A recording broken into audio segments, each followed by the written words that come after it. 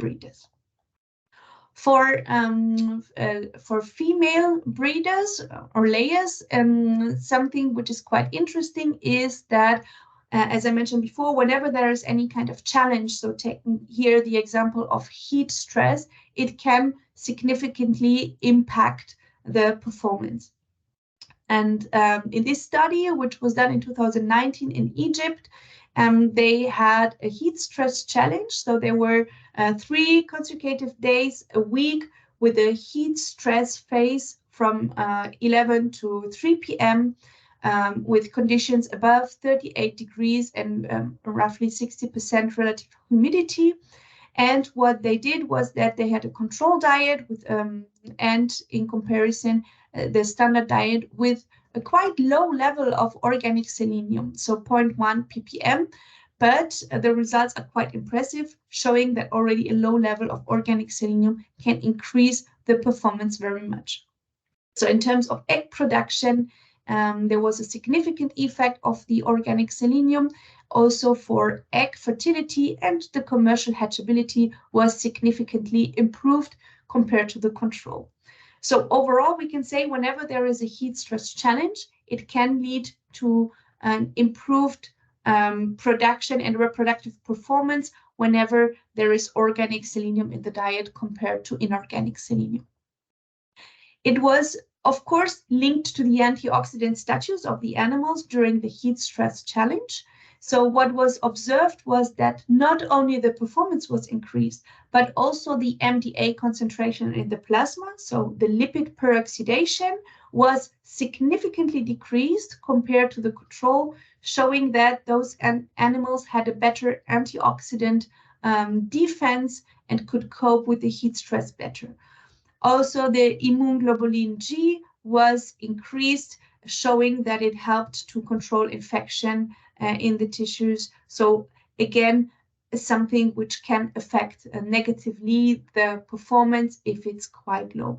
So, and both parameters were improved with Optimin SeY, showing that during heat stress phases, it can be supportive to use organic selenium. Now we will look a little bit deeper into the layers, because it's quite interesting to see the impact of organic selenium on different, not only performance, but also the nutritional egg profile. In this study, there was a comparison between 2 inclusion rates of organic selenium. So Optimin SeY either with a half dose or full dose. The full dose in this case was 0.3 ppm, or half was 0.15 ppm selenium from Optimin SeY. There was an improvement in laying rate, in egg weight, and also in FCR. And then measuring the total egg weight in those 10 weeks of the supplementation period, there was a significant effect towards the higher concentration of Optimin SeY in the feed. But this was not the main purpose of the trial, but the main purpose was really to see how does the dose impact the antioxidant status of the animal, and also then the nutritional profile of the egg. And what was quite interesting to see is that the higher the dose of organic selenium, the higher was also the vitamin concentration in the blood serum of hens. So of course, selenium doesn't have a direct link to vitamin A, vitamin E, or vitamin C, but you can see that all those were improved.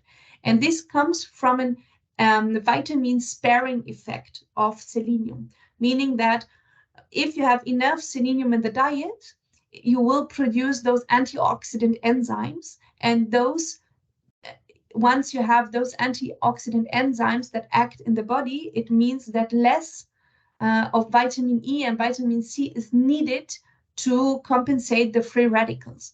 So a very interesting effect. Overall, also the total antioxidant status in the blood serum increased with the higher dose of Optimin SeY. So it makes quite sense when you see those results. It's very much matching. Something which was quite interesting to see was also the nutritional egg profile, and this is an effect which is often seen by organic selenium, and it's the effect that the ratio of omega-6 to omega-3 is improved, meaning that we have less omega-6 in the egg and more omega-3, which is quite beneficial. So a much more beneficial fatty acid profile if you use organic selenium. Also, in the egg, there was an improved concentration of selenium. Of course, the more selenium you have in the diet, the higher is the transfer into the egg. But again, more vitamin A and vitamin E showing the same effect that we had in the blood. It's the sparing effect of selenium. So we're sparing those antioxidant vitamins that can be also beneficial for the tick development in the egg. So it's a very interesting effect.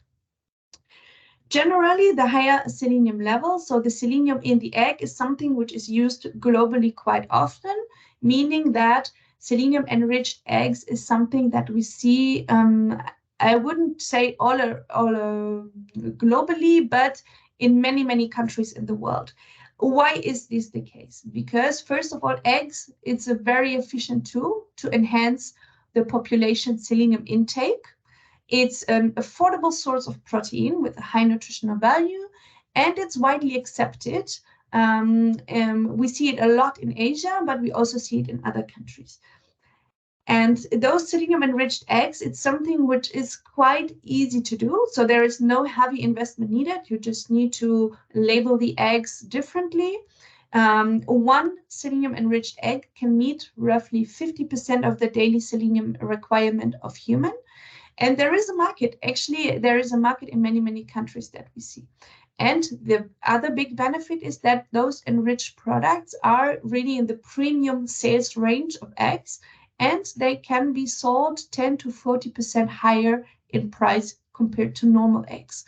And as I mentioned, it's no heavy investment needed. The only thing that you need to do is to replace the inorganic source by an organic source. And like this, you can produce those selenium-enriched eggs for human consumption.